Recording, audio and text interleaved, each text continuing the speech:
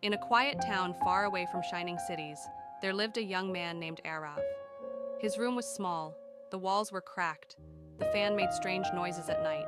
But inside that tiny room lived a huge dream. Arav wanted to become an animator. Days passed, and the world grew louder. Relatives said, "Animation won't feed you." Friends laughed, "Be realistic, get a normal job." Even strangers online crushed his confidence with one careless comment. His father said nothing. That silence was heavier than words. One evening, Arav sat alone on the rooftop. The sky was full of stars, but inside him was darkness. He whispered to himself, "Am I chasing something impossible?" That night, Arav closed his laptop. He placed his phone aside and said the words he feared most: "I quit." He tried to delete his unfinished. The next morning, Arav went to a nearby park. He sat on a bench staring at nothing. Under a large tree, an old man was sketching. Curious, Arav walked closer. The sketch showed a boy on his knees, hands on the ground, but slowly standing up again. Arav asked, "Who is this?" The old man smiled gently. "It's me, and it's you." Arav looked confused. The old man said, "I once had dreams too. People laughed. I got scared. So I stopped."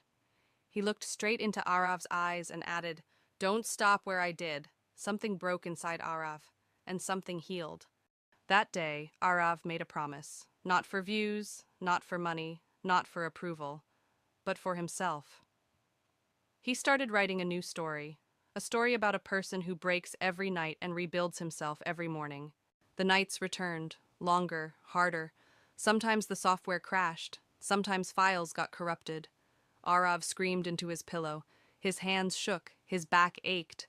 But every time he wanted to quit, he whispered, "Just one more step." Slowly, painfully. 3 months later, the video was complete.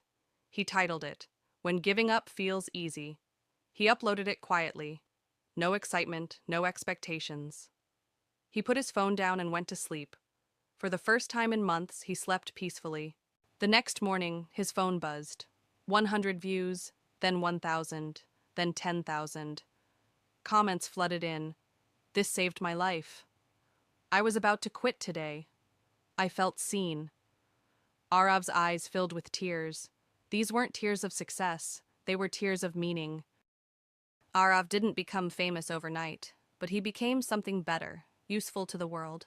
His stories reached people sitting alone, people fighting silent battles. Every night, before